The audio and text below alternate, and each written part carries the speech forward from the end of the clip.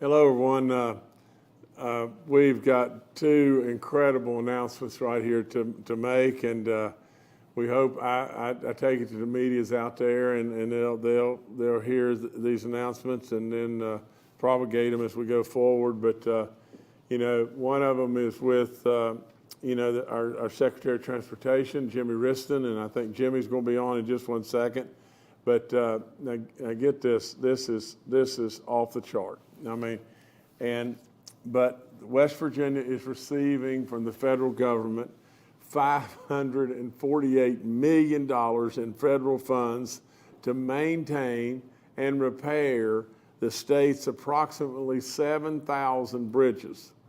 This is a specific fund that allows 100% federal funding for most off-system bridges, which typically requires a 20% match. There are also 150 bridges owned by municipalities or are otherwise not owned by the West Virginia DOT. The announcement that West Virginia will receive $548 million in federal funding over the next 5 years to replace, rehabilitate, preserve, and build bridges in West Virginia. It's just more and more and more good stuff that keeps continuing to come. And how in the world did this happen? It happened because our DOT, Jimmy Riston and his crowd, they're absolutely pushing the envelope. They're working it every way they possibly can, and lo and behold, here it happens. Boom. Annually, we spend about $167 million on our bridges in West Virginia. This is going to enable us to spend another $53 million or so, maybe 220, maybe even above that on our bridges. Can you imagine just how many bridges are in ill repair and how much our public depends on those bridges and everything? All the different opportunities that we can to make those bridges safer and better for our people. And I could go on and on and on, but it's really great stuff. And so Jimmy, if you're on, please come on and maybe you can talk a little bit more about this great day. Well, thank you, Governor. It certainly is a great day. This is much needed work. We've made a wonderful start on our roadways. That your Roads to Prosperity program has set the tone as clear as far away as Washington D.C. This bridge program, is part of the IIJA law that was passed that our senator helped push through and negotiate. Senator Capito, Senator Manchin voted for this. But the impacts of investments in our roadway is clear from your Roads to Prosperity program. You're seeing these roads get improved all over the state. You're seeing bridges being built. I'd like to give a few details about these off-system bridges, the bridges that are not owned by the DOH. I want to be really clear so that folks understand this. It's mandated in the law that 15% of this funding is dedicated, a minimum 15% for the off-system non-DOH owned bridges. That being the case, sometimes it's just better to be lucky than good, because of those 7,000 bridges, the 144 that are not owned by the DOH, that's 15.2%. So of that 15.2%, it fits right in with this program. Wonder how that happened. So of those 144 bridges, there's 114 of them that are owned by local municipalities, and 75 of those bridges are in poor or fair to moving toward poor condition. Now, 39 of those bridges, they're already eligible for federal aid, but the municipalities would have to have a match. The remainder of those bridges, there is no matching requirement. They are 100% funded. So the municipalities will have not one dime in those bridges. We have built a bridge program, for a 10-year bridge program, that has 2,700 bridges in it for us to take care of and give attention to. A 10-year bridge program with 2,700 of those 7,000 bridges in it. We're going to be able to do all of those non-owned bridges, those non-Division of Highways owned bridges, in this 5-year period. And we'll be reaching out to those municipalities to get their input as we move forward and to enter agreements with you in order to expend that federal money. You'll have some responsibilities as well, and we'll make that clear to you as we go forward. But we're ready. We have a bridge management system that's the envy of the country. It's the best in all of the 52 Department of Transportations. And we have vetted these projects. At one point, we will be distributing that list of bridges and exactly what the scopes of those projects are. Today, we're in the process of updating our state transportation improvement plan. We had started it before we had the guidelines for the IIJA. So the federal FHWA has the plan. They're going to approve it here shortly, and then we're going to move these bridge projects into that plan. We had made arrangements for groupable projects there for us to move them in. We'll be doing that in an amendment to that STIP. And then those bridges and the plans and the schedules and all of that coordination will start taking place immediately. So you're going to start seeing a lot of bridge work in West Virginia, a lot of bridge work in West Virginia. The $220 million. This is for this program. This program, we still have to match the bridges that we'll do in our part of the program. Those 39 bridges will still require a match. I don't want any municipalities to get upset, but if you have a bridge that needs a 20% match, we're going to work with you on that. We have laid groundwork for this. We have planned for this. We're going to work with you on how we can deliver those projects too. So, in closing, Governor, this is just a major, major win for West Virginia. It took a great team to do this. The Department of Transportation is ready, willing, and able, and we're going to give our bridges the attention that they deserve. Thank you. No, thank you, Secretary, and we really appreciate you, Jimmy, for all the great work you do all the time. And this is just more good stuff for West Virginia. It'll just make things better and life better in every way. And, I've said it over and over. At the end of the day, if you want to recruit people to come to West Virginia or businesses to come to West Virginia and provide us opportunity after opportunity, first and foremost, it's, an awful lot of the questions center around, how are your schools? Are they safe? Do the teachers really care? Sure, we've got tons still to do there and everything. But without any question, our schools are safe, the teachers really care, and absolutely there's a lot of good going on in our school systems today. With all that being said, the next question is always on the standard of life, how are the roads? How do we get around? How do we move around? How are the roads and everything? Well, I'm telling you, we've made unbelievable progress, and we're going to keep doing it. It's just another great big stepping stone. So thank you, sir, for all your work, and thank our senators, thank all those that had a role in this, but good day for West Virginia. The second thing is unbelievable. That's all there is to it. And gosh, I don't know how we just keep, I guess I'm not going to get tired of the good stuff. There's no way. But this, we have, a great man that's with us with DMV and everything. His name's Everett Frazier. And Everett is a friend. He's been a friend a long time. But today I am announcing that we are the first in the country. In the first quarter of 2023, West Virginia will become the first state. I always love that so much. Isn't that good? The first state in the country to digitize vehicle titles and the process to acquire vehicle registrations. This is the first of the kind customer portal that will support services for vehicle retailers, lenders, and insurance carriers. No longer will there be the long lines at the DMV. This portal will allow people in West Virginia to conduct all title registration-related transactions remotely.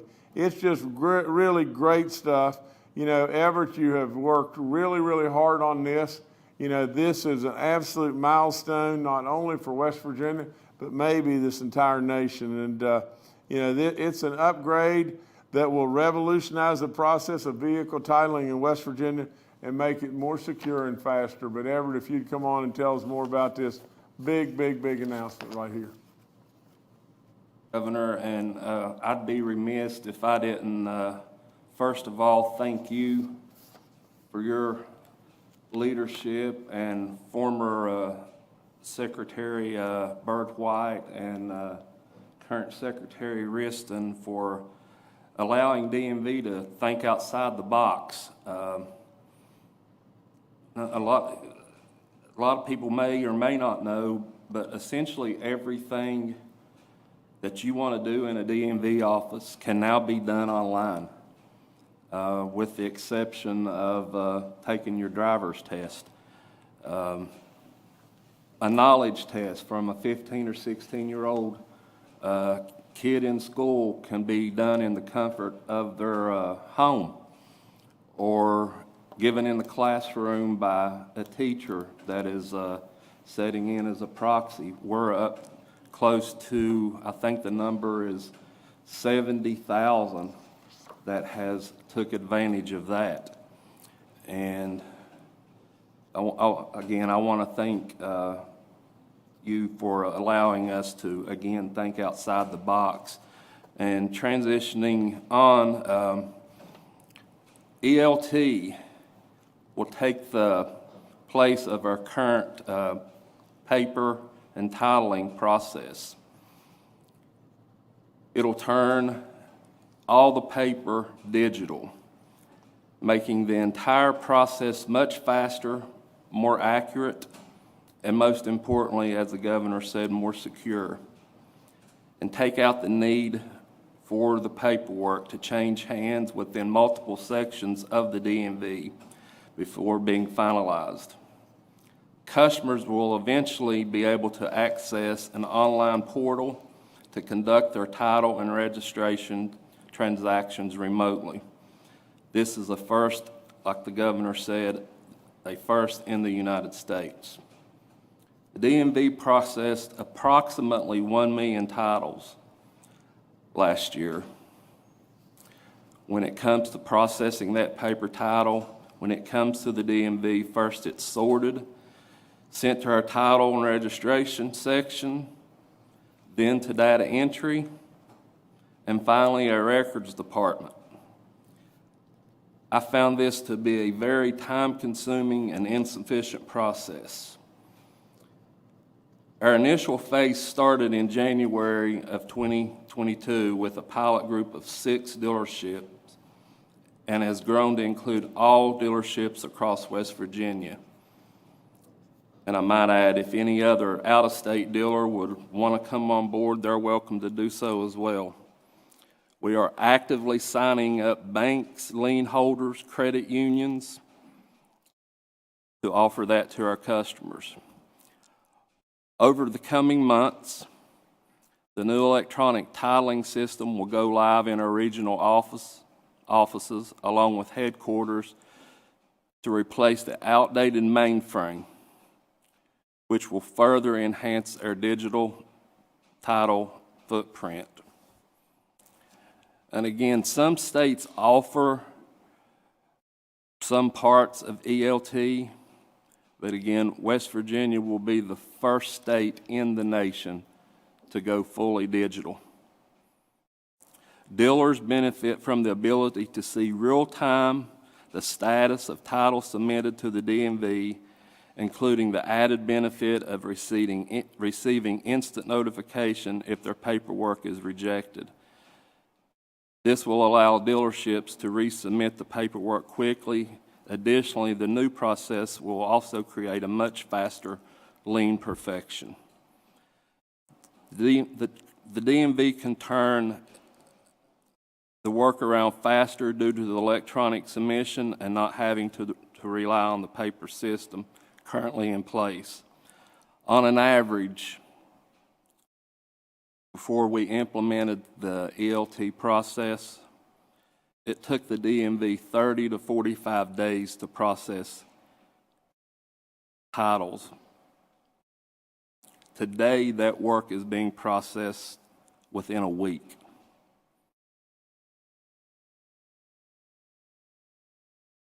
And as I always like to say, Jimmy's heard me say it time and time again, West Virginia in the last 2 years has advanced in technology. I'm going to say 25 to 30 years. And I always end any speaking engagement that I'm at, sit down, buckle up, of course, hang on. The West Virginia DOT is on the move, and we're moving forward. With that being said, I'd like to introduce Shane Bigelow. He's with Champ Titles, and let him kind of talk more about the tech side of it. Well, first, thank you very much, Governor, for your support. Thank you, Secretary. Thank you, Commissioner Frazier. We're delighted to be here and talk about these wonderful advancements, first in the country, that West Virginia has put forward. Also like to thank our partner, Tyler Technologies and NIC West Virginia, for their support as we roll out this effort here in West Virginia. We're delighted to bring it forward. It'll be the first in the country, as the Governor stated, to allow for a completely digital process that will give you that time back as a citizen here in this great state. That time you previously had to spend will be removed by the digitization of the process.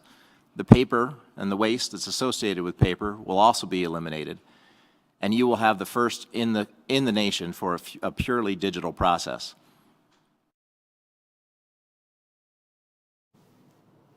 LT, would you like to say anything? Well, no, I would just mirror the comments from Shane, and also extend my appreciation for the support that we've had, all the way up to the governor's office, but with the secretary and the commissioner, and also a great working relationship with the West Virginia Auto Dealer Association. I would say, in all the states where we have relationships, the like-minded nature of all the folks here allows for things to progress at rates that we just don't see in a lot of other places. So it's just been tremendous to work with the DMV, to work with the Department of Transportation, to work with the auto dealers, to make sure that we're delivering a product that is both best in class and really first in the nation, all to the benefit of the citizens of West Virginia. So we thank you. It's a wonderful team of people that you've put together here, Commissioner and Mr. Secretary. Governor, you've just put the greatest people in place. This is a team that is active, excited to push forward and bring something great to this wonderful state. It is a pleasure to see. It is starkly different than what we see around the rest of the country, and we're looking forward to a lot of states following in your footsteps. Thank you. Governor? Well, let me end up by saying this. There was a fellow long time ago that told me this, and I believe it with all my soul. See the right persons in the right job and see they're motivated. I don't know how it gets any better than that. He was asked to give a job description, and he started writing. This fellow was the president of Stanford Seed Corporation. His name was Jim Billings. He started writing, and he got to the 13th page, and he just stopped. And then he wrote, "What's my job description?" He was the president of Stanford Seed, and they were being bought out by another company. He was going to go to work for that other company. And he said, "What's my job always been? Really and truly. What's my job always been? See the right persons in the right job and see they're motivated." That's a job description. That's a job description that we should all adhere by, really and truly. And I'm very, very proud that I've got the right people in the right job, and they're dadgum well motivated. They're stuck on all the time. And so we got to be really, really proud of them.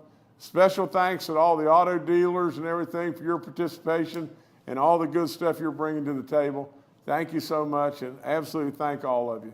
Another great, great, great day in West Virginia. 2 major announcements and everything.